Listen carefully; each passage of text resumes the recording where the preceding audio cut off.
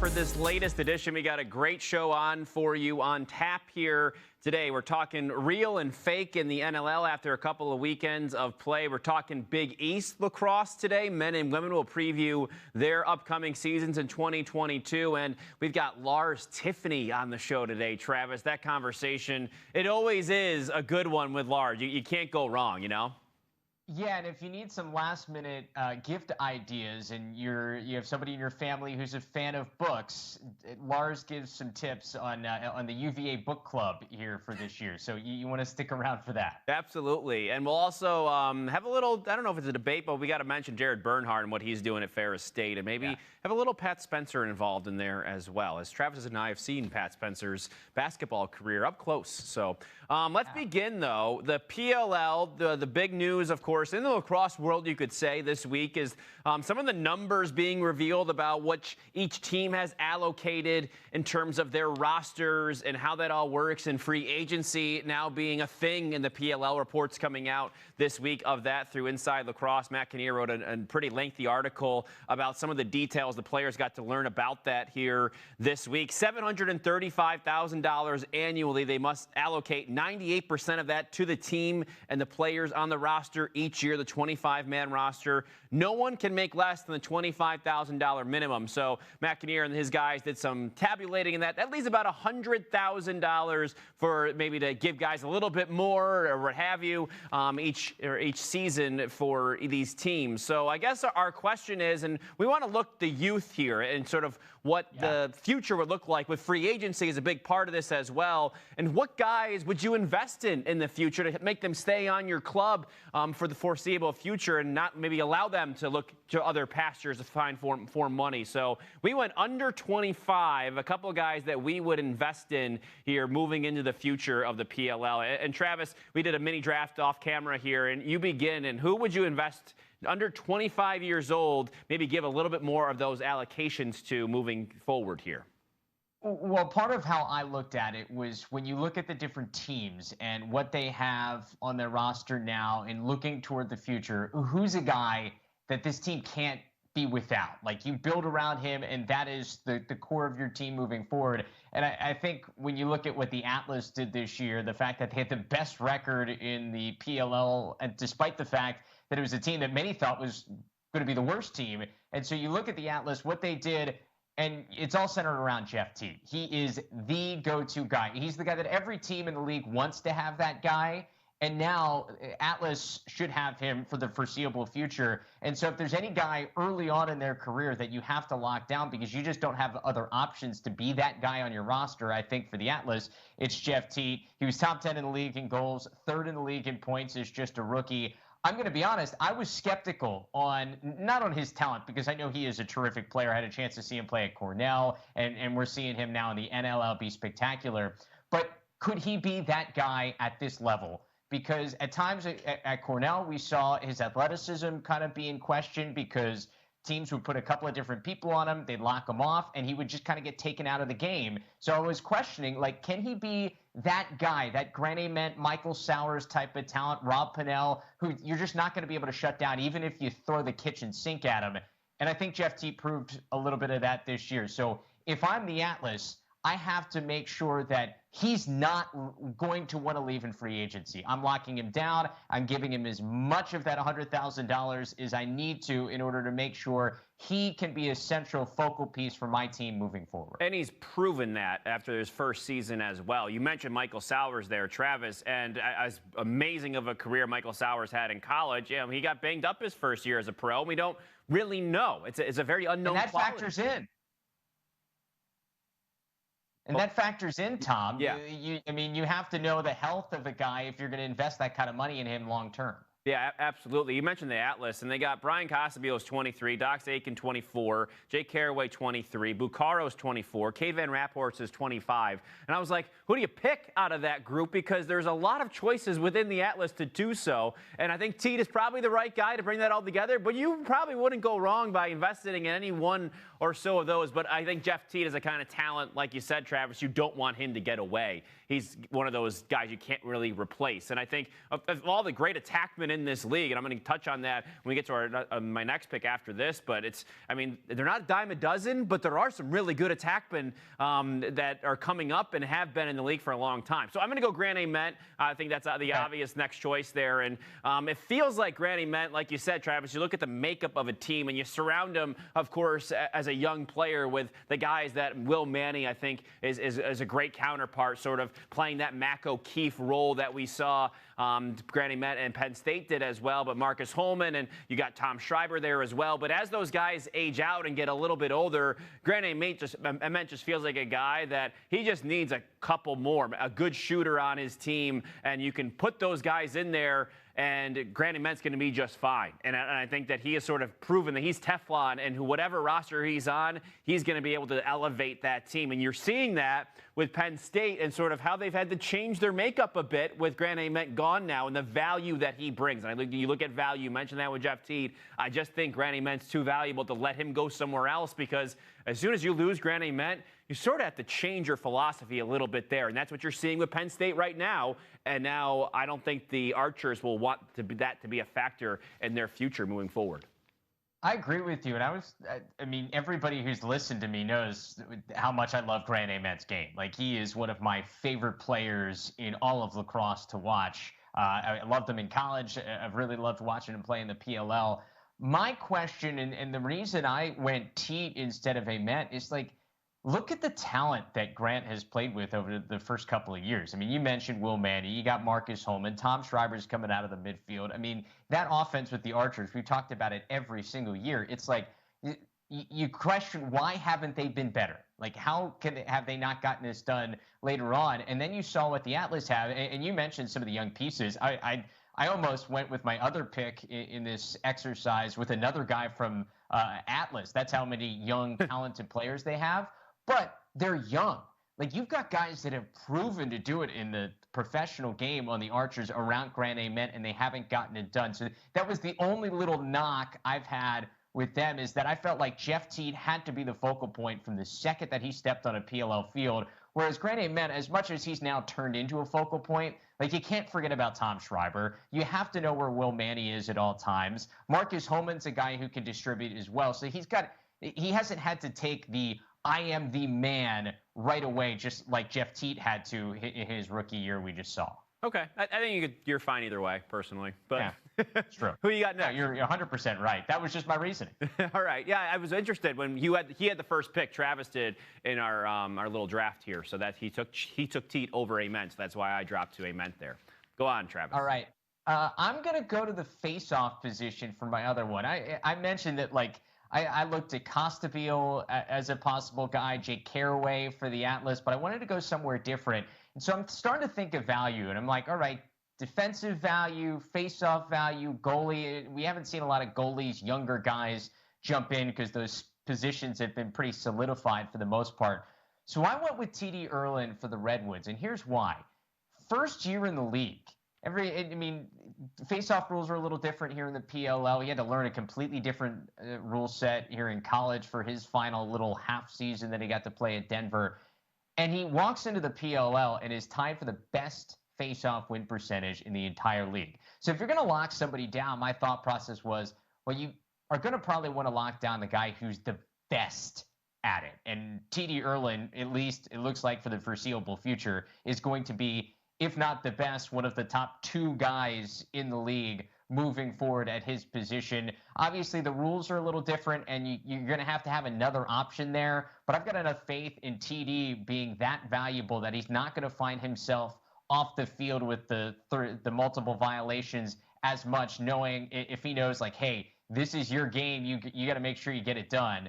So I'm going to go with TD just because there aren't many guys under 25 that are the absolute best at their position, and I think TD is.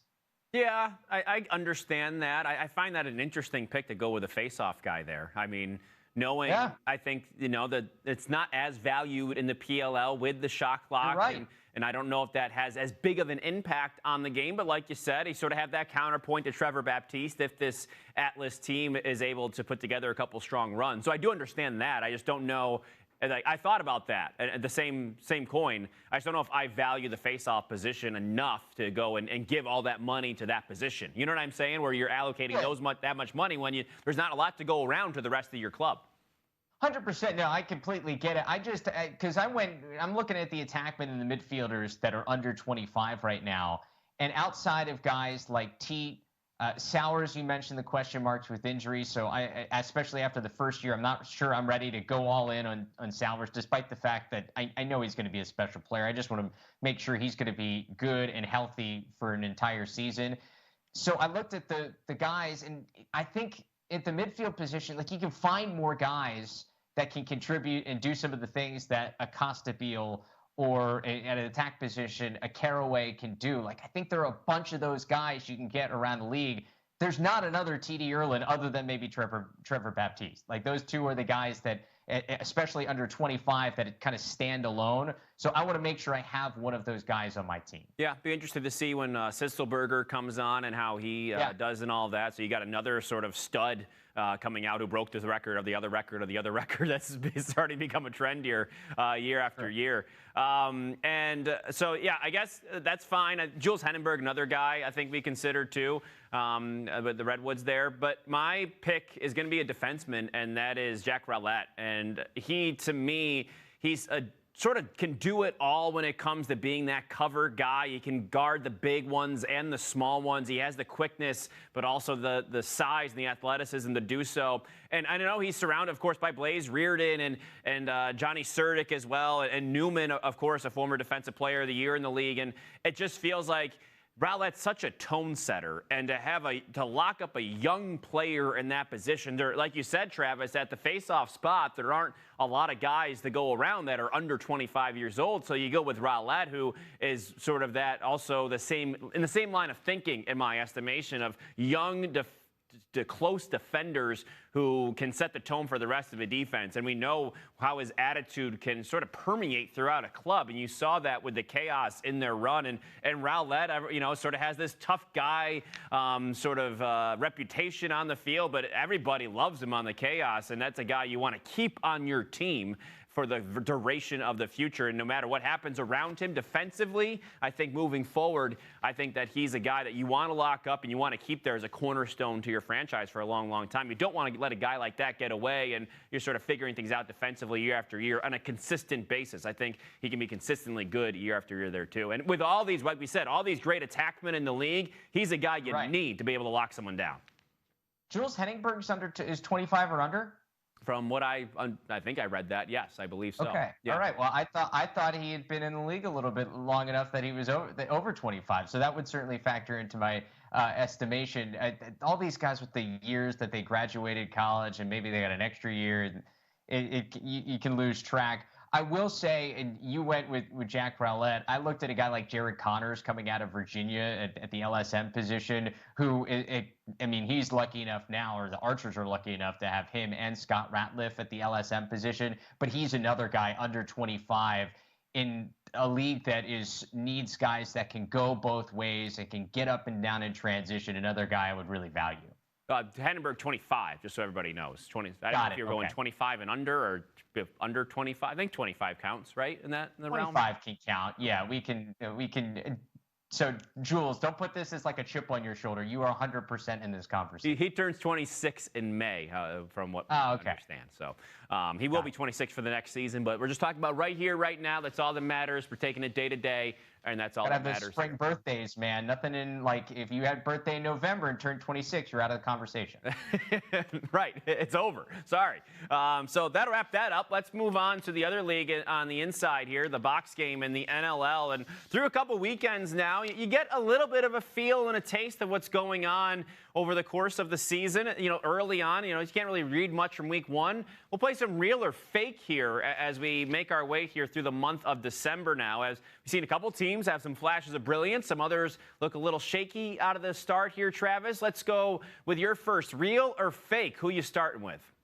So we talked about the Mammoth after that first week win in Georgia. They looked really good. They hang 16 goals on the Swarm. They get a victory, and so we're getting pretty high. I know you were really high on the Mammoth after that win. Yeah. And then a real head scratcher this week. They scored only 4 goals against the Seals. So I'm going to say that's the fake result of what we saw. I mean, at the end of the day, they just didn't put that many shots on goal. 37 shots on goal. I mean, Frank Giuliano was one of the 3 stars of the game, the goalie for San Diego, and that's great, but he only made 33 saves. Like, typically, if you're going to see a team be held to 4 goals and the goalie is one of those stars, like you're thinking, all right, maybe he made 40, 45 saves. He only still had to make 33. So I don't like that game that the Colorado offense put together, and I think that's fake. I think that's an off game.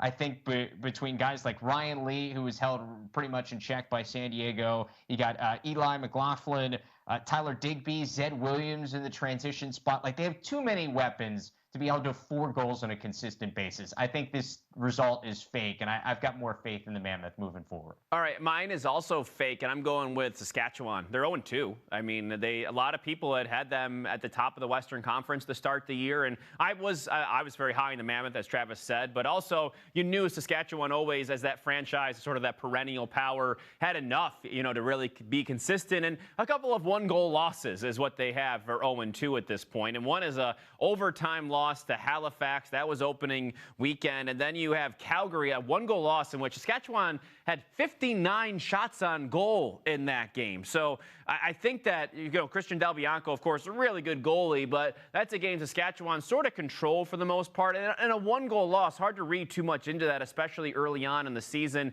They really have to get Adam Schutte going a little bit more, as the Roughnecks in that game did not have nearly as many as Saskatchewan. They had 36 shots. Schutte made 35 saves on 36 shots. Not a great percentage. So he has to be more consistent. We said that at the beginning of the year, maybe one of their biggest question marks, but I don't think this 0-2 start will stick around. Josh Courier's had a slow start. He had 1 goal. That was in the 4th quarter of that game against Calgary. So I think that we're going to learn a lot this Friday night when they take on Vancouver, who is 2-0, Travis. And I think that's going to be a lot of fun to see, really, whether I'm right or wrong, and whether Saskatchewan is the team we think, and whether Vancouver's the team we think they are. I guess they've shown that they are with their record so far this season.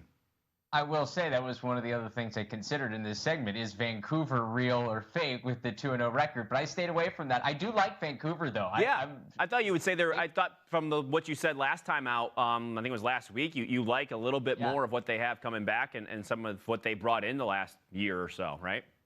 Let's just say with NLL stock options, if you didn't listen last week, I bought Vancouver in after week 1. So if they keep winning, I may have to cash out at some point and ride this bandwagon as long as I can take it. Okay, are you cashing out yet, or no? You're going to try to ride this Friday night? I'm still in. We're going to see how things go against Saskatchewan, because that win, man, you talk about the increase of the stock. I think we're going sky high. Right. But I'm going to go somewhere else with real, and I'm going to go to the top of the East, and I'm going to go with the Buffalo Bandits. I know this is maybe kind of obvious, but I'm going to not only say Bandits are good, I'm going to say that they're the best team in the NLL right now. They have the best goal differential in the league. They're plus 11 in their 2 wins so far in the 2-0 start to the season. They also have 3 of the top 16 scorers in the league, which, if you include the fact that the top 2 guys right now in Callum Crawford and Kieran McArdle are guys that played 3 games each, so you kind of almost take them out of the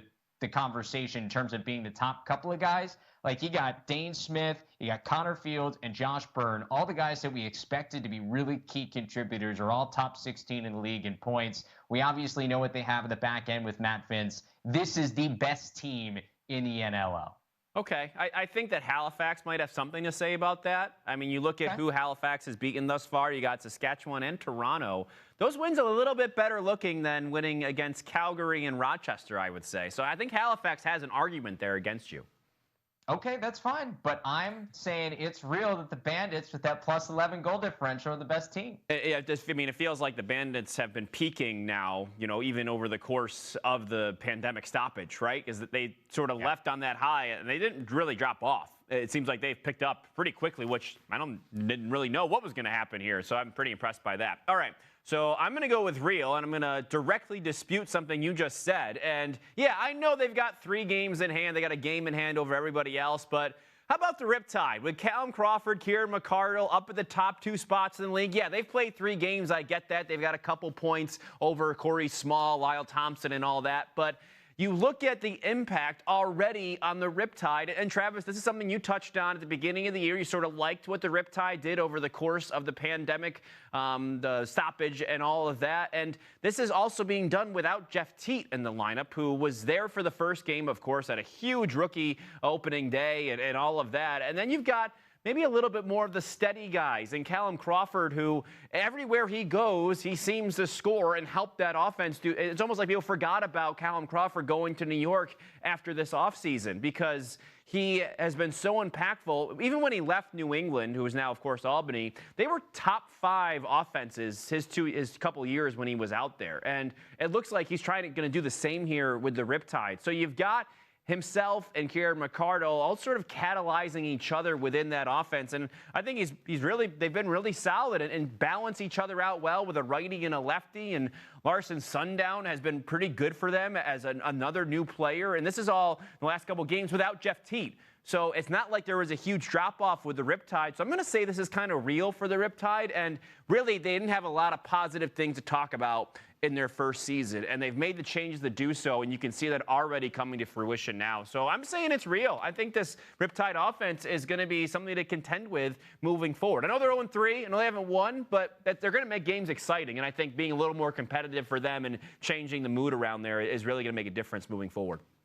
I will say, I almost said that the Riptide's 0-3 record was fake. I don't think they're that bad. I think they are a team that can find their way to the middle of this East Division, compete for a playoff spot. I don't think they're the bottom dweller, and I think that's going to play itself out when Jeff Teat, I think it was a COVID diagnosis that kept him out this past weekend, which is a killer because it was 2 games over the course of the weekend. So with him back and in the lineup consistently, I think this team figures it out. Yeah, I don't know if they're going to stop a lot of people. I mean, Steven Orleman's sort of getting his lumps right now. He's got a 14.3 goals against average, but they're keeping things close. They're keeping things interesting. I mean, a 1-goal loss to Rochester, 2 goals to Philly. They lost by 4 to the Swarm, but scoring in double digits all those games.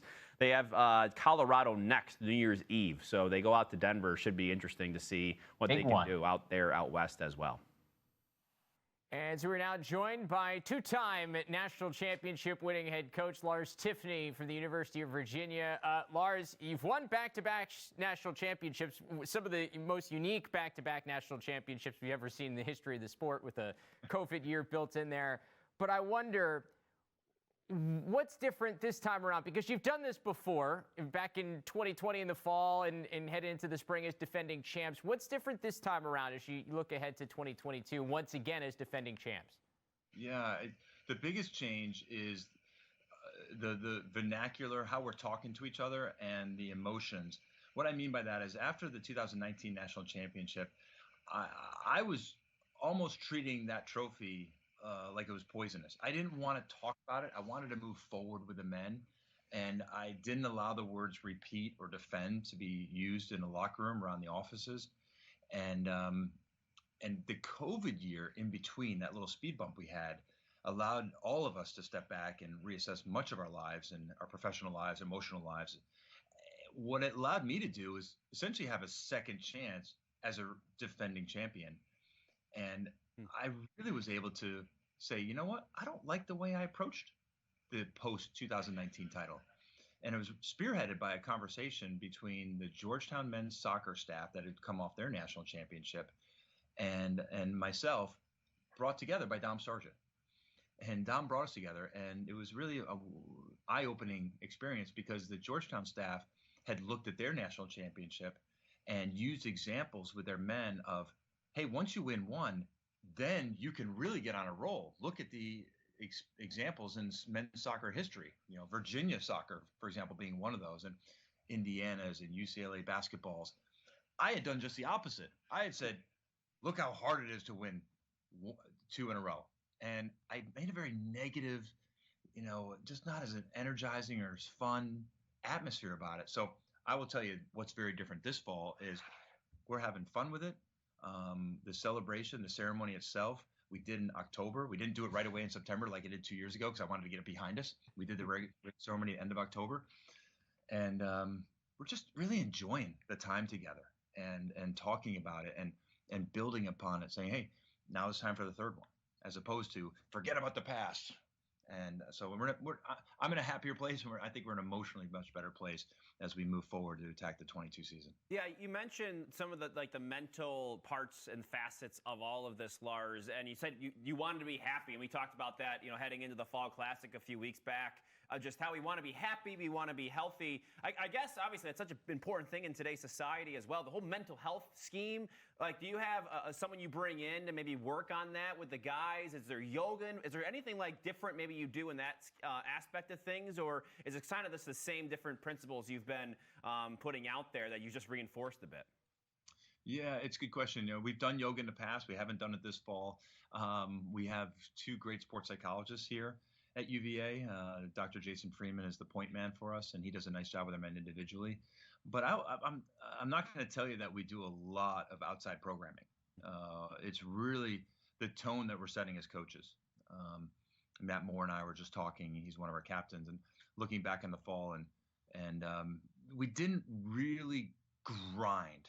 Sometimes I'm reading one of Nick Saban's books right now and talking about the winter workouts and how important it is, to really put the team through tremendous challenges and obstacles and become really, really fit.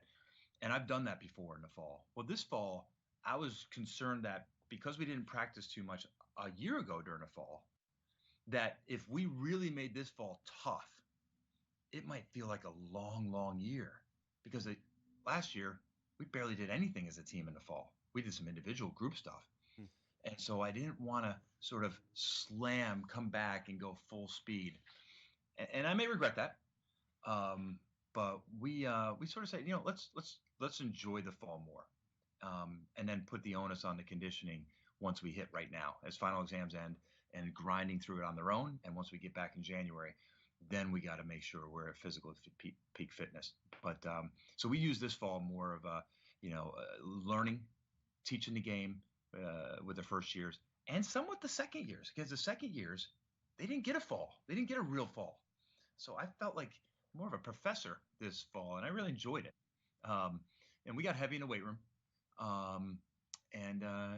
but probably not feeling like you got to dot every I and cross every T, and making sure we're picture perfect going into the break. Like, hey, we'll catch up with some of this stuff, and so we're in a good place emotionally, healthy, not as many injuries as normal, but are we ready to play? We'll find out in February.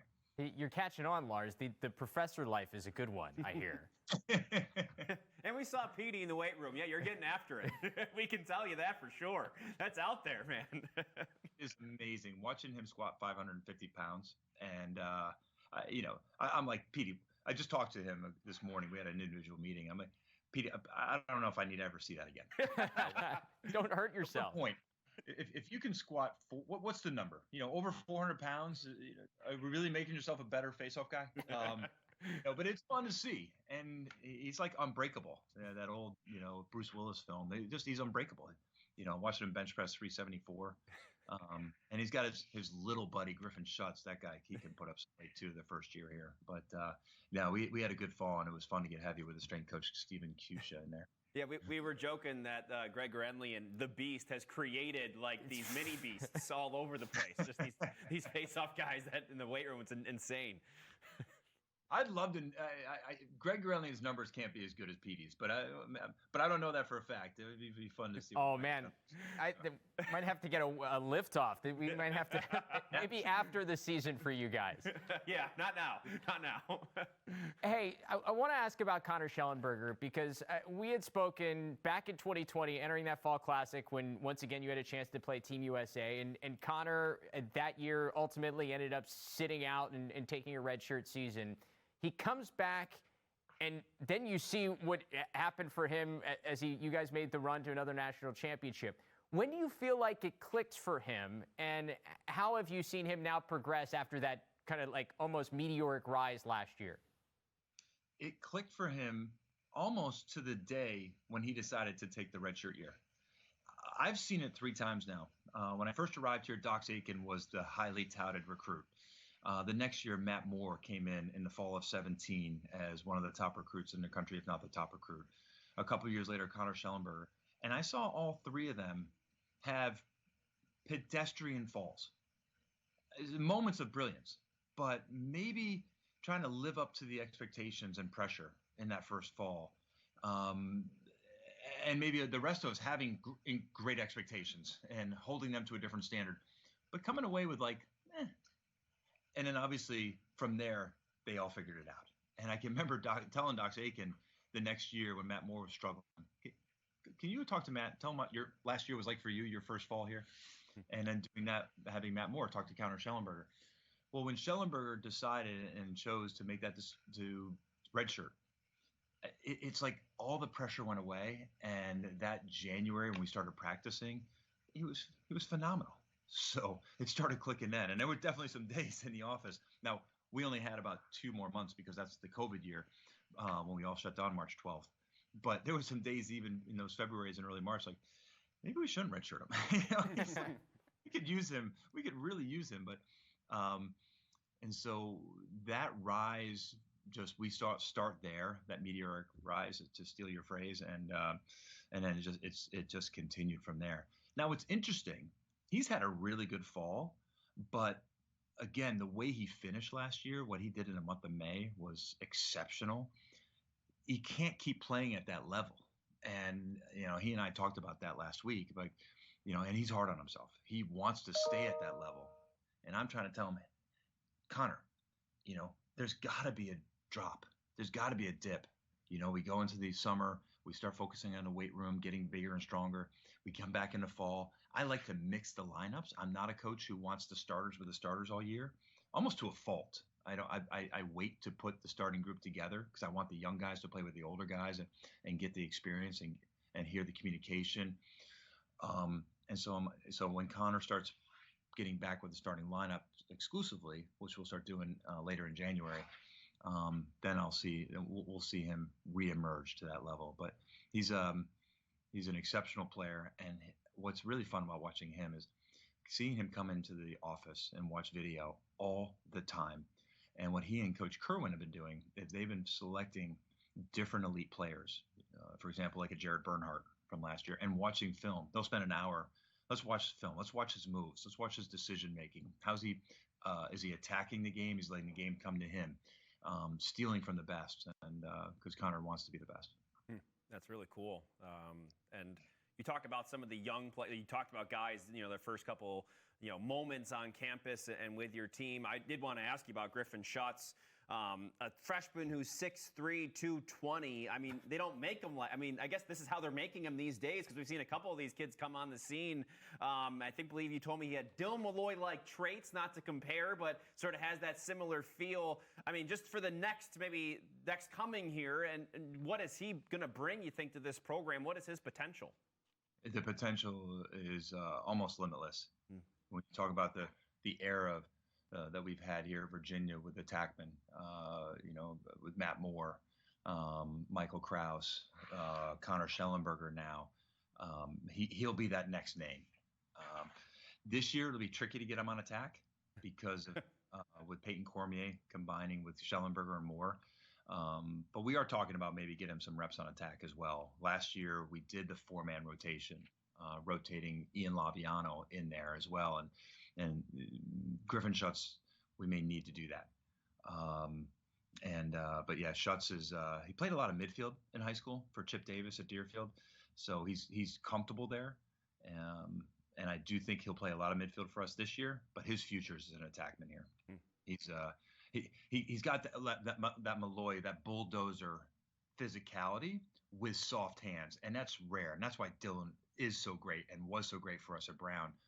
And Schutz has that. I mean, he literally practices all the time on his own with a girl stick and tennis balls if he's doing wall ball. That guy has worked really hard to have that touch, that fine touch. And yet you see this really, really impressive Division I linebacker body. Yeah. He's so driven to be great, and he's got the tools. That's something, the women's stick and the tennis, is that something you guys talked about, or that's something he brought with him? He brought that. That guy's got his own ideas. I mean, he literally took a bench press into his dorm room at Deerfield. When COVID was all amongst us, he was worried that they weren't going to allow the team into the weight room, so he brought the weight room to his dorm room. And then he's doing wall ball, with a girl stick and tennis balls. He's got his own ideas, and he's so driven. Have other guys done that with the tennis balls? Is also No. people mod? Is just him? Okay, just him. That's fine. That's just him. They should steal some of those ideas. Maybe I'll mandate that. But I tell you what, anybody who tries the tennis ball and a women's stick is not easy. Oh, it's awful. It's a recipe for really being down on yourself. But yeah, the other day we were finishing up one of our prospect clinics, and 4 o'clock, starting to get dark, and he and Matt Nunes were out there. He's taking shots on Matt Nunes, working on his roll dodge, his inside roll dodge, and Matt Nunes. So there's another guy he wants this so bad. I want to talk about the defense, because entering 2020, the big talk was that you guys were so young at that end as the defending champs. Obviously, you almost bought yourself an extra year of experience for some of the guys in that back end. And then we saw them kind of come together last year. What did that 2020 season, even just the fall and the limited action, do for that defense, ultimately being what you guys had last year? Yeah, it really did help with, for example, like the guys who are now third years, the juniors, Scott Bauer, Quentin Matsui, Jake Giulieri, they got to play quite a bit as first years in that limited season of 2020. And then the fall that we had with that group, those juniors, they got a lot of experience there. It was limited and smaller group, but they got a lot of experience that really helped develop us. And Cade Soustad, he was injured for over a year. Now, you didn't feel it because he was injured for those 6 games in 2020, and then the COVID season shut everything down. But he still wasn't even that great in the fall, and so it really helped his, recovery. And then the biggest one was Cole Kastner. That guy shows up in the fall of 20. We don't do too much with the limited practices, but his emergence and what he did as we watched the spring in practice. I mean, he essentially is at the other end of the field working on a scout defense. And my assistant coaches are telling me, Lars, he is wreaking havoc on us. He's wreaking havoc on Schellenberger. He's wreaking havoc on Moore. So I'm like, you think I should play him? He doesn't really understand the slide schemes. And my assistant coach is like, yes. Like, yeah, but what if he misses an assignment? It doesn't matter. And I can remember he played a lot against Duke, and there wasn't a missed assignment, but there was also a bunch of other great plays he made. And from there, from mid-April, and I was like, all right, fine, we'll just grow with his mistakes. So yeah, this extra time really helps him. And the other part, it really helped with the short stick team MIDI development. When 2019, that championship year, David Smith, Matt Jama, Corey Harris, Ryan Conrad in his two-way mode, we had a lot of experience leave us, and with just John Fox left. But boy, Grayson Soliday and Chris Merle, what those two did over those 2 years, and to see them Final Four weekend in 21, how they both played. Grayson Soliday picking up 8 ground balls against Carolina in the semis, and Chris Merle making bruising cross checks on people and putting the ball on the ground and creating offense going the other way. Yeah, so that really, really helped them develop as well. And like, because it's college, we got to restart that over again. Grayson's back for another year, but we got to develop those D-middies again. But it is fun to have a little bit of depth on defense now. Yeah, and experience in that. And that maybe kind of flips, I guess, who the onus is on that back end, knowing that for you in goal, it's a bit of, at times, you mentioned Nunes, the freshman, really impressive, but you got Rosell back there and Bobby Gavin, too. I mean, having the experience on defense, I imagine, will help those guys along, too, and getting them up to speed. And whoever's behind between the pipes probably will benefit from that, I'd imagine, right? And that's the hope, right? We're still with Grayson Soliday at short stick midi. We're still, Chris Merle, John Fox, Jack Peel. They weren't here this fall. You just don't know who's going to take that 5th year. For us, Matt Moore and Regan Quinn, 2 offensive guys are here for a 5th year, but no one else. They could still change their mind. That's what's interesting. We saw Doc Aitken do that, right? He just showed up here in January, a year ago. I'm back. So, I know, exactly. And we'd be happy to see some of those guys, but the assumption is they're all good, that they're going to stay with their careers and move on professionally, with their jobs. But And so we've got to make sure. Now there's been a couple young guys who stepped up. Noah Chismar is a first year, and he's really shown a IQ and an acumen for the game. Danny Parker's healthy, which is really important. And so we'll see where we are with the D middies. But yeah, having that experience of Kate Saustad back, and then certainly with Cole Kastner, and then with Bauer and Matsui and Giulieri, and Ben Ware, and George Fulton's another first year. He's been really impressive this fall. And here's another one. He's another 6'6" guy. So he's fits the mold. But yeah, so that experience in front will help. But I will admit, I mean, you look at the number of saves Alex Rhodes made for us. We tend to be a defense that's okay giving up shots. And Rode made a lot of saves and bailed us out. Whereas some defenses, they're gonna fight you, and if you get through, you got a really good look. But we're okay giving up shots, and we just got to make sure if our goalies are willing to see those shots. Plus, we like to play fast. Yeah. It's the analytics of it all. If we were at Brown, this is when it started playing fast. You better be good in the goal. You better be good at the faceoff X, because there's gonna be a lot more faceoffs, a lot more goals scored, and there's gonna be a lot more shots seen. And so our goalies do see a lot of shots because we want to play this style and tempo. And so, yeah, that'll be big. Without Alex Rode there, he's been the stalwart for us for 4 years now. But we're really excited. Matt Noon's the first year, as I was alluding to earlier. He's, we don't know where he'll be emotionally, in February, in a close game. But I can tell you what we see emotionally in practice, and when I meet with him and in the film room, he is focused. He is dialed in. I think he's preparing himself to be a starter here. Speaking of playing fun and fast, you guys in the ACC have a new coach to deal with, as you're no longer the newest guy here on the block, as Gary Gait takes over at Syracuse. And I know I've seen you out in the field there at Lake Placid. Have you matched up against Gary playing at all?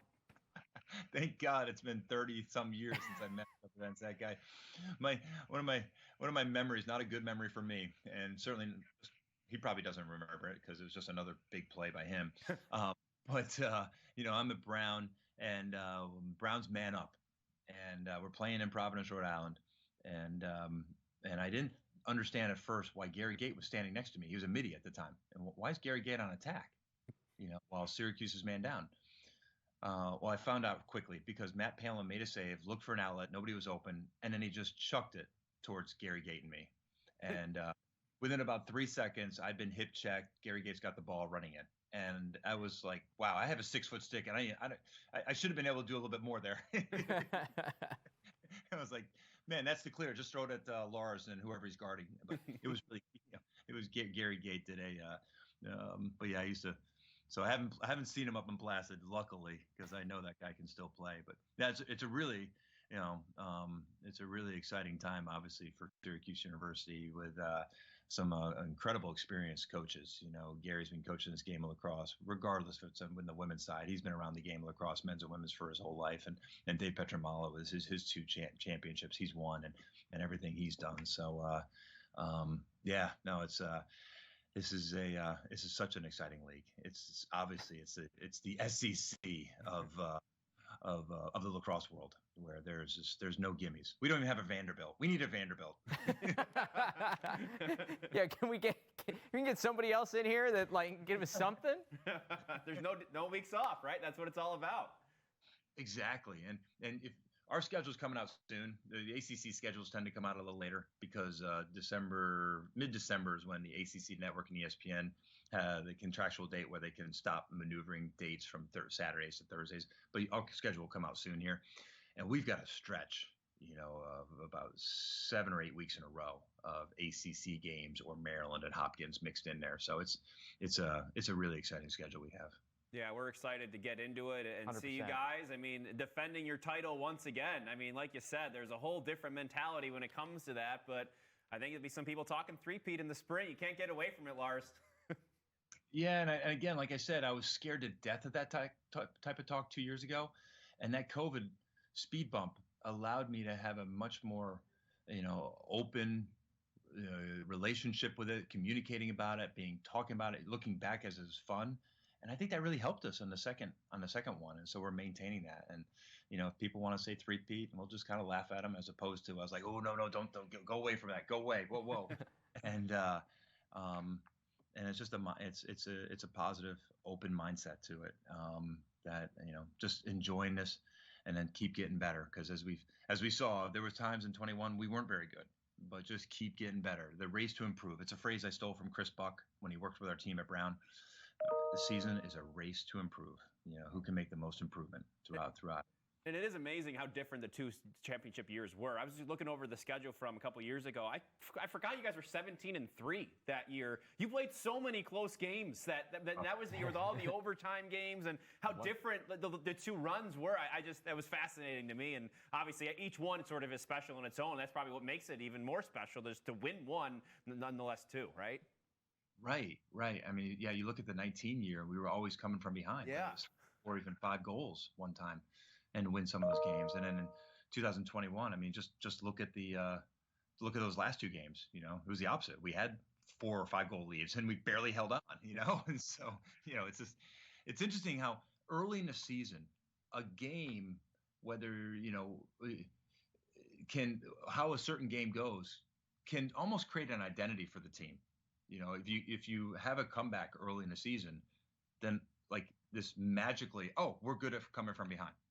No, well, you did it once, but you start believing that, and so it's interesting. So we'll find out where we'll be, and those sort of intangibles that you don't really control until the season starts, and create that mindset. But it's I'm really enjoying this group. We got great leadership: Matt Moore, Grayson Soliday, and Kate Saustad. They've kept issues to a very minimum off the field. We're doing really good things, but just staying focused. The process of forget the score, just enjoying the moment, and just really having fun with it. Before we let you go, what book did the team read this fall, or what books are you guys reading? Yeah, I appreciate you asking. We did Outliers by Malcolm Gladwell. Oh, good one.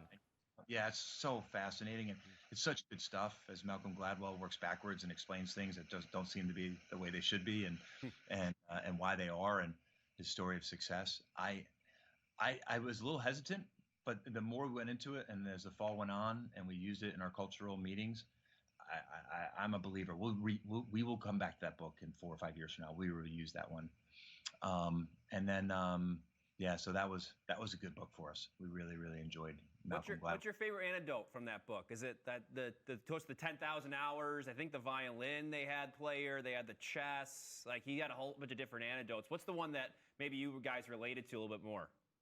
Yeah. The Beatles, I think, was also in there with their 10,000 hours of all the different, the daily sets they had. Exactly. Yeah. That when they were in Hamburg, yeah, and they were forced to play over and over again, and they got all those hours in, right? The one that probably elicited the most interaction was about the Genius. When there was that program done by this professor he was studying.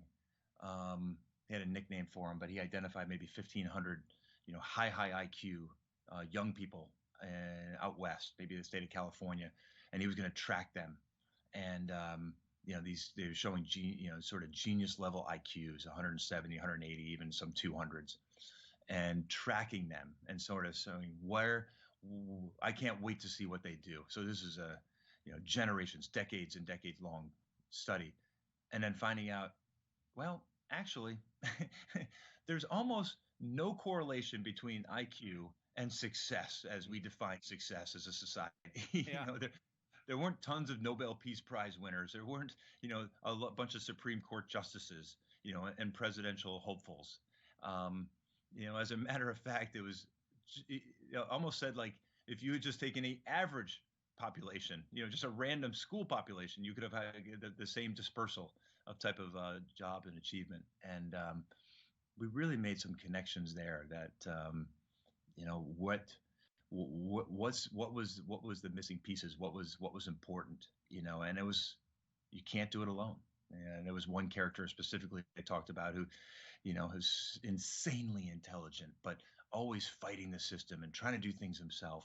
And no one gets this. No one does this alone. No one does this right. Obviously, having family background and support, which most of us are fortunate to do, and it allowed us to say that, hey, fellas, we're sitting in this locker room, University of Virginia, men's lacrosse, and how lucky we are.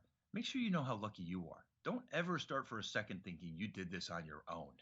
You think about all the time, your parents drove you to those events. You think about most of us are from affluent neighborhoods and homes. And so we had opportunities to be on travel teams in second grade and to be staying in hotels in sixth grade and doing all these fantastic things. So, and being from the communities that we're from that are really strong lacrosse communities and then strong club programs. And so we needed that support. And so it's just really the connections that we make moving forward, how we can support others. Because you could be the smartest guy, the highest IQ, you could be the greatest athlete. No one does this alone. So that was one that really resonated. We made some connections, but there's about 10 different chapters in that book.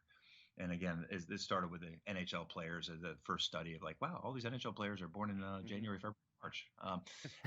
Right. There was more to it than that. And I really, they embraced it. The garment industry with the Jewish immigrants and the connections and how the next generation is higher up in the garment industry, and the next generation, all doctors and lawyers, there's so many I could talk about it. We really enjoyed Outliers, the story of success, and as all of us are, trying to find what are those secrets, but sometimes it's just a little bit lucky of when you're born. Yeah, right. No, 100%. The opportunity at the same time and the situation also, like you said, that can breed success all factors too. in. Like everything sort of matters toward there. Yeah, really cool Yeah, concept.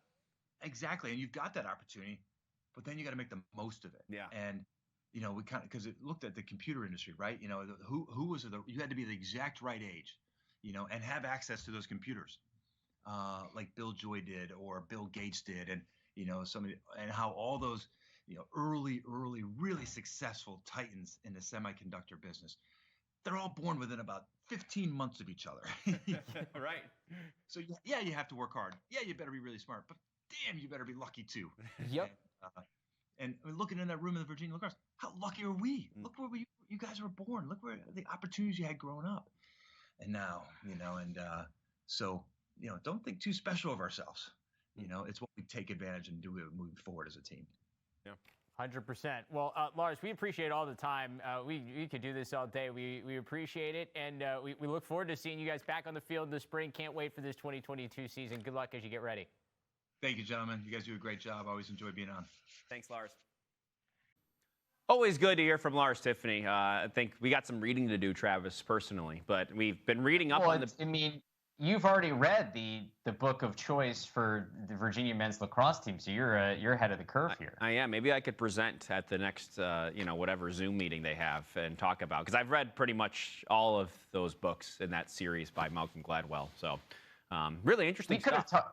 We could have talked for hours with Lars. So the fact that we cut that and we kept that concise, I think, says a lot about our patience or our ability to keep it tight, because that's about as tight as you can keep Lars. Yeah, but you got to let him breathe a little bit. You got to get into the depth of Lars Tiffany to really get to know him. So I think hopefully we accomplish some of that for you guys. All right, let's get in deep here to the Big East. Interesting conference once again here this year, and we're gonna do what we did, of course, with the Patriot League last week. Give you guys a favorite and a dark horse for the men and the women. Let's start with the men, Travis. Who is your favorite in the Big East this season? Especially after the way that Georgetown ended Syracuse's season, my beloved Orange, I wanted to go Denver here in terms of Big East favorite on the men's side, but when you look at what Georgetown has coming back, I mean, this team has tons. Obviously, they lose Caraway, so that in terms of my biggest question mark for this Hoyas team is who's going to be the guy that takes over for Caraway on this offense, because they have some options. They've got Declan McDermott coming back, Dylan Watson, Graham Bundy Jr., who is a former U.S. Lacrosse Player of the Year coming out of high school out of Missouri. He's really good. TJ Haley, Dylan Hess. Will Bowens, the big name, is the transfer coming in from North Carolina on the defensive end. And also they've got one of the best goalies in the country coming back in Owen McElroy. So they've got a lot of pieces. But as we've seen, for the best teams that have gotten it done championship weekend. And to get to that point, you got to have a guy. Jake Caraway has been the guy for Georgetown. It was a big reason they made that quarterfinal run last year, though I still don't know what happened in that game against Virginia at the end of the season. So who can fill in and be that guy, the type of, doesn't have to be a Tewaaraton winner, but a guy that can be your go-to guy when you need to get it done. So my question mark for them will be who steps up, but I think they win the Big East. Yeah, I think you look at Graham Bundy and being a first-team All-American, at the end of last season, and we've seen what a sort of that dynamic midfielder can do out of Virginia the last couple seasons, and the way the game is played these days, in terms of Doc Aiken, of course, and then you had Ryan Conrad a couple years ago as well, and Graham Bundy as another first-team All-American midfielder on a contender to me. Maybe could fit that mold and sort of the makeup of a team that can go on and win a championship. They return, like you said, defensively. I think Georgetown, you look at what they can do there. We saw a little bit, displayed last season. They bring back a good short stick D-Mitty and Zachary Geddes. They bring back Gibson Smith, a good defenseman as well. And so they've got it also coming back on the defensive side. And you wonder offensively maybe what they can do. And I think with a guy in TJ Haley, you look at his numbers, 5 goals, 49 assists last year. I mean, that's something you don't really see that often, where this kid is a feeder and a feeder only, which obviously Caraway took advantage of that quite a bit, and we've seen Caraway what he can do in the pros as well. But to me, that bodes well for your offense, right? If you got a guy that's that much of a feeder and can come back and do that again, and you have a good freshman coming in, a 4-star recruit in Cage Caggiano, who comes out of Charlotte, North Carolina, USA Lacrosse All-American last year, and maybe if you have that kind of dynamic on your offense, it's not a sort of plug and play, but it does help the transition there. That's why Georgetown for me is also the favorite. Yeah, and I think another question with Georgetown is we've seen them win the Big East here, but with Denver and what they had, and especially going into last year with all the different transfers Denver had and all the talent they had coming out of Yale to Denver, Georgetown hasn't had like that bullseye on their back. This year, the bullseye's on the back. They're a top 5 pick in the USA Lacrosse early preseason, top 25. Like, they're the team in the Big East now. So can you wear that bullseye and live up to the expectations? That'll be the big question for Georgetown. Yeah, to me, they're the out-and-out favorite, and that's for me. And I know you're going to get mad, and everyone's going to say, well, how are they this way? But in my definition of a dark horse, Denver's the dark horse here, right? Because they haven't won the Big East in a long time. So if you're looking within the conference, it's been a few years. Georgetown has had their number. They lost to Marquette a couple years in a row as well. So you got to go way back to that championship season to find the time where they have actually been at the top of this conference, Travis. So that's, for me, what makes Denver more of the dark horse here. And they're the second best team in this conference. I know that for sure. They just haven't won it in a long time. And I think there's going to be some changes made. You sort of bring all these guys in, and then they all of a sudden are gone, and you lose a guy like Ethan Walker as well. I think Bill Tierney, I have full faith in him to be able to do it. It's just there's going to be a lot different on that campus this season.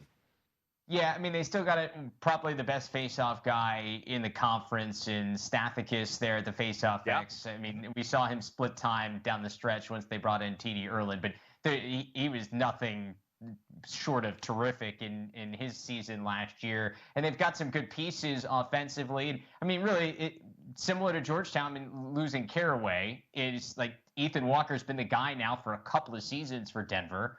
Who are these young and up-and-coming talents for Denver can step in and be that guy? You know they've got talent. Like Matt Brown, Bill Tierney, they can recruit out there at Denver. So you know the talent's there. The question is getting it all put together. And with that huge roster that they had last year, I'll be interested to see now with a smaller roster size, less of the grad students, more of just the guys that have been there over a couple of years, kind of melding together how this team looks once we get to the spring. Yeah, Jack Hanna, Ted Sullivan in the midfield. You do have coming back. You had a good, strong midfield unit. And then you look at recruiting-wise, you have a 4-star recruit attackman, Andrew Atchison, a Marietta, Georgia native, another one of those USA Lacrosse All-Americans that maybe, like you said, it can be one of those next up-and-coming freshmen in Denver. And they sort of can recycle really well out there. So they are my dark horse. I know it's controversial. I just couldn't find anybody else, Travis, to really take that mantle. I think Villanova, you lose Keegan Kahn, and then Providence, I looked at them, and they're losing their top 3 scorers from a year ago. So it's hard to find another team that's really going to make a run at this thing. Well, Tom, I found one. And Okay. I don't know if they can contend for a championship, but in terms of being a dark horse team that could sneak into that top 3 conversation, maybe bump Villanova out of that, because it's been pretty consistent between Denver, Georgetown, and Villanova being those top 3 teams in this league for a number of years. But I think Marquette, you mentioned how old Providence has been over the last couple of years. They lose a bunch. Marquette has guys that are just young up and down this roster. Their leading scorer, Devin Cowan, was a redshirt freshman last year. He was a first-team All-Big East performer as he led their team in points with 38. Then on the defensive end, you got Mason Woodward, also a first-team All-Big East performer as just a redshirt freshman. So I think they've got youth all over the place. Remember, Andrew Stimmel took over this team not too long ago, and so I think he's starting to get some of his own recruits in there. Get the culture all exactly on his terms. Obviously, it was in a pretty good place already, but when you have a coaching change, obviously there's going to be some differences, and you want to get your guys in there and start to build the program. So I think if there's anybody that can maybe surprise some people, maybe it's Marquette. I mean, they did okay in the Big East last year when they were playing everybody twice. They ended up, I think, 5th in the standings, 4th, 5th in that spot. They were battling with Providence. So I think Marquette's a team. Keep an eye on them. Maybe make their way into the top 3 or 4, make the tournament, and give somebody some trouble. All right. Yeah, I think that's a good example of a possible dark horse. Maybe over the course of the regular season, you beat a couple of teams you're not supposed to. Maybe that could be Marquette's role this year, right? And they're good defensively. They're not going to blow anybody off the scoreboard, but good defensively. And I mean, we saw them play Denver early on last year to a 1-goal game, played a Providence to a 4-overtime thriller. Like, if they can make it an under 10-goal game against somebody good and make them uncomfortable, give them a shot. Yeah. All right. Let's go to the women's side now, and I'll start with my favorite. And I got UConn. And I know Denver's the reigning champs here, but I know it's probably because we talked to Sydney Watson a couple weeks ago, and she was so likable and infectious and really has helped turn this program around in her time there, and they've learned a lot over the years. But they got their top 6 scorers back. It's Watson and all of her friends that are going to come back here for UConn, including their leading scorer, Leah Laprise, who had 78 points last season. So this UConn team, who has been sort of on the up and up the last couple years, and with now a player in Sydney Watson as sort of like your go-to star that's now playing in U.S. lacrosse weekends and all of that, I really think that UConn, to me, is the favorite in this conference now, based on what I've seen and what they have coming back. It's really impressive. And I know Denver also has something to say about that, too. Yeah, so I picked Denver being the incumbent. I mean, Lisa Kelly's program has proven that they are a team that not only is good, but can consistently, year in, year out, develop players, get them to the spot that even if you lose a bunch of talent, then you can then filter in the next talent and be at the top of this league. I really do like UConn. This was a coin flip for me in between these two. I went with Denver. They do lose 50% of their scoring. However, they bring in a Cuse transfer in Alex Marino, who will maybe fill in some of those gaps that from some of the losses they had. But at the end of the day, they were 10-0 in the conference last year, and until somebody else knocks them off, I'm going to stick with the Pios. Yeah, All-American B. Behrens, attacker, 51 goals, 17 assists last year. Obviously, one of the best players in the country. So you have one of those, and you're doing all right. Yes, 100%. So who's your dark horse? You go first. You're a dark horse. Oh, okay. I took the favorite first. You go with the dark horse first. Okay. I'm going to go with Villanova, who on the men's side, we don't think is a dark horse, but on the women's side, you bring in Jill Batchelor, and that's really the number one reason I see them as a dark horse. Like, when you saw what she did across town at Drexel in just 3 seasons, in terms of taking that program from a perennial team toward the bottom of the CAA standings to being a team competing for a championship and making the NCAA tournament in 3 years, I have faith that she can take a Villanova team that was 4-6 in the conference last year and turn them into an above 500 team in the conference this season and be in the conversation to compete for a Big East championship, at least to contend with the UConns and the Denvers of the world. I have so much faith in what she's done. What she did at Drexel was just stunning. Hallie Cronin-Griggs had said before that hire that hire was just so terrific. And you go, okay, well, all right, dude, that's going to be a great hire. But, like, how great could it be? That was a dream hire for Drexel. They have to be so bummed to lose her, and I think Villanova has to be so pumped to have Jill Batchelor now as their head coach. Yeah, I agree. They're my dark horse as well. Like you said, Jill Batchelor going from Drexel to Villanova, and knowing what Jill Batchelor had coming, I don't know if she knew for sure, but probably had an idea of what she had coming back at Drexel, shows you maybe the confidence she had in taking this Villanova job, because everybody's back at Drexel. So she goes and tries to take on this new challenge at Villanova, which gives me confidence that she had confidence that she was going to be able to do a good job quickly there as well and be able to build things in a quick manner. They lose their top two scorers, and they have this midfielder, Libby McKenna, who had 29 goals, 13 assists, their third leading scorer from last year. If you remember Carson Harris from Drexel, maybe Jill Batchelor can channel a little bit of Carson Harris there in Villanova out of that same mold. They need sort of a ball carrier like Colleen Grady to feed her, but I'm imagining maybe that could be that sophomore Kayla Golmi, who had 4 goals, 11 assists in 2021. What I love the most about this Villanova team, they have practically their entire defense back. So you can do it on the defensive end, and you're going to be in a good shape after that. So I think that you do that, and you get the Jill Batchelor sort of the way they played up and down in the CAA, which you don't see in the CAA that often for Drexel last year. I think she'll be able to make the offense work, and then you've got the backbone on the defense, which I think could really make a difference with Batchelor coming in. Yeah, I'm going to be very interested to see what she does with the Villanova program, because like when you know everything about that school that I did, I grew up around the corner. Like that should be a place you can recruit talent to. You're in the heart of the main line. It's a place where players are growing up already. Like I think she can do big things there at Villanova. Great school as well. All right, let's finish things up, and we had to talk about this. Jared Bernhardt is obviously, he's had a great season playing football after an outstanding career at Maryland on the lacrosse field for sure, winning the Tewaaraton last season, and he's guided his team, Ferris State, to the Division II championship game. So he's played in not only the lacrosse championship, but also now the Division II championship. And my question was in all this, I was like, well, if you're going to take their sports career, if you want to compare these two, Jared Bernhardt and Pat Spencer, as we were talking about, the most recent guys, or women to be able to come out of one sport and do another, come out of lacrosse and do another after college or after their initial lacrosse career, who would you take at this point? Because I think it's kind of an intriguing question, and I'm wondering what your answer is, Travis.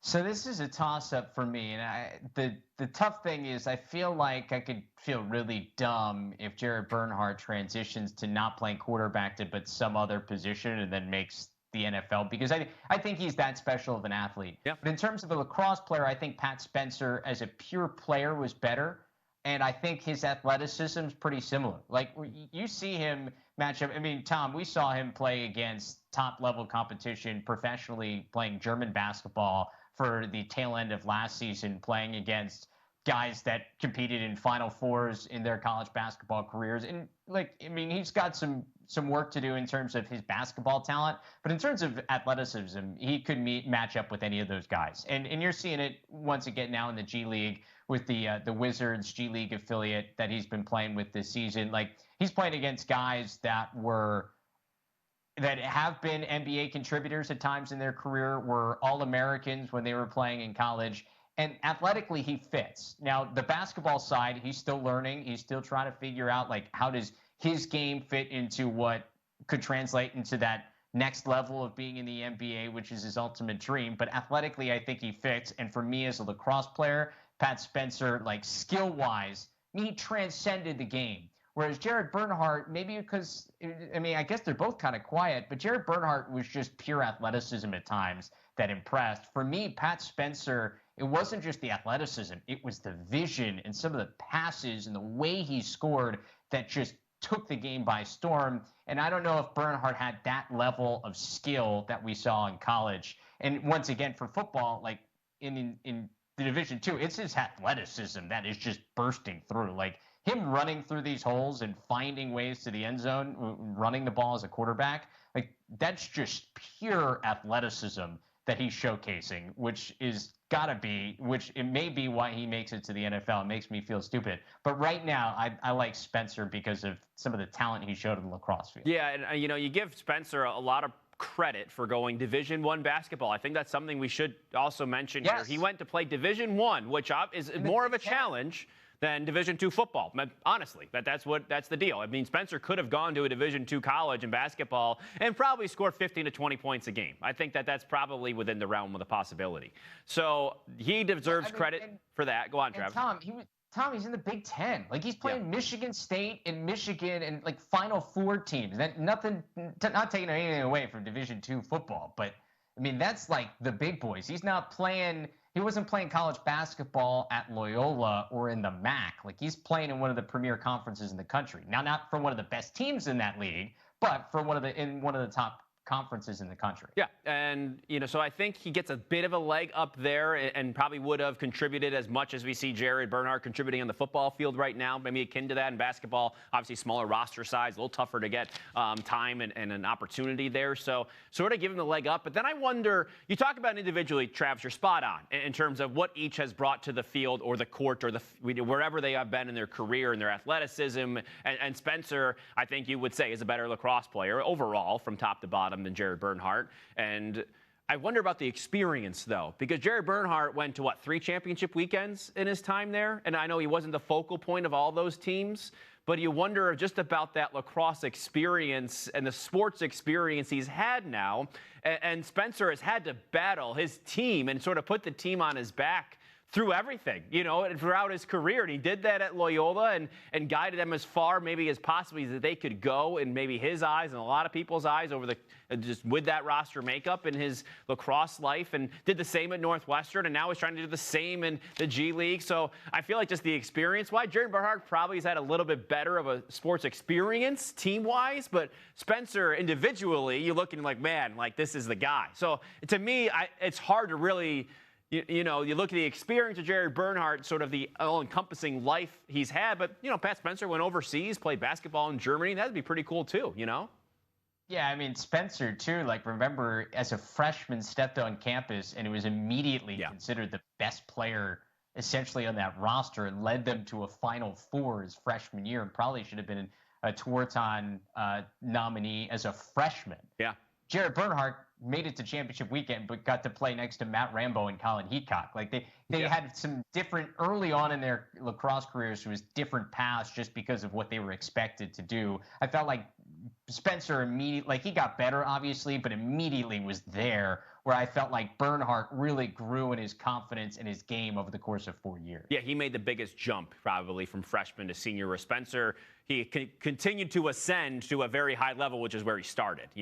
Right, exactly. So I don't know if we really solved anything there, but no, I mean, seriously, good luck to Jared Bernhardt this weekend. I mean, what he is doing, like, he's putting up ridiculous numbers, and that athleticism, I'm not kidding. Like, he's going to have to get a look from some coach somewhere, some scout, because, like, to do that at any level collegiately and burn by guys like he's doing, like, somebody's going to give him a look. Yeah, I think that's for him, like, an opportunity. Pat Spencer wanted a look. He got it in Germany to begin his basketball career, and he was able to jump on with the G League team. Now, where does he go from there? I think Jared Bernhardt's going to have a similar path in terms of the opportunity now fitting around his talent. I think they're both in maybe the same spot when it comes to that. 100%. I agree. All right, so we'll wrap things up there. Thank you so much for joining us. Once again, a great, exciting show. Thank you so much to Lars Tiffany for coming on and speaking with us for as long as he did. We know he's busy and trying to get ready for a three-peat, if that's what is in his eyes of Virginia this upcoming season. So we appreciate you coming on, and thanks for watching once again this edition of Lacrosse Now. We will see you next time, everyone. See ya.